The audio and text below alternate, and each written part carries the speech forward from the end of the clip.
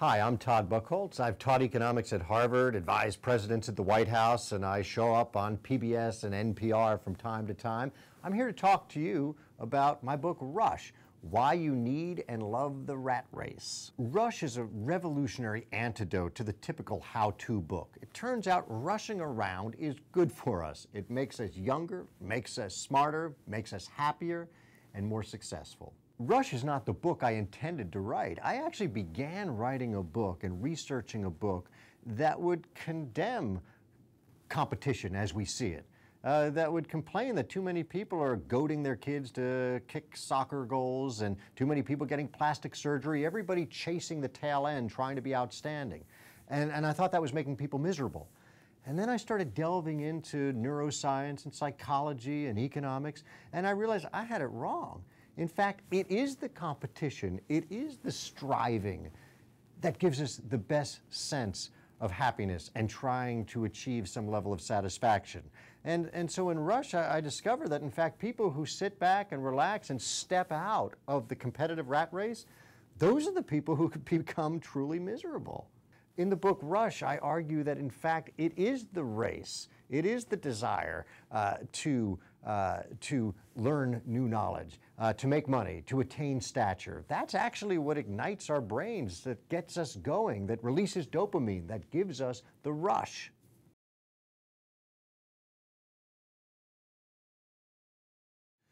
The worst thing you can do for kids is to give the 9th place team a trophy to take home. Look, the kids are smarter than we think. If they play for a lousy team, the kids know it's a lousy team. I have a daughter who, when she was 5 years old, was on the soccer team, and they were told, we don't keep score. So my mom asked her granddaughter at some point, well, who's ahead? And my daughter said, well, we don't keep score, but it's 5-2. Kids know this, and the fact is, if you give everybody a trophy, it breeds cynicism. It doesn't create good sportsmanship. It makes them more cynical about the world, and it robs them of the real satisfaction they get when they actually improve. Schools have gone crazy trying to level the playing field. One school permits jump rope during recess, but they ban the rope. So there, imagine the kids are jumping up and down on the blacktop, but nobody knows how high they're jumping because, well, that would be too competitive. You know, this is no way to equip our kids. If you can't give them jump rope, you're not equipping them to be successful or be happy in this world that we live in. So competition within companies is actually great for morale, and it's necessary. Companies that tell their employees to take it easy, they're basically driving off the cliff into bankruptcy. Take General Motors, right? General Motors used to be a great company.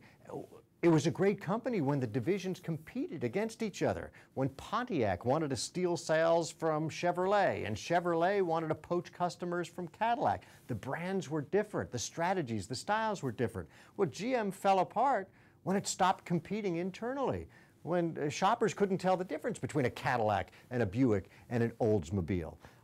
And it turned out they were right. There wasn't very much difference, and everybody, the employees, the customers, the stockholders, everybody paid when the company stopped competing internally. We are all control freaks, and we need to be. Some experts tell us we should step out of the rat race, just relax. But you know, our bodies and our brains are meant for work. We are meant for activity.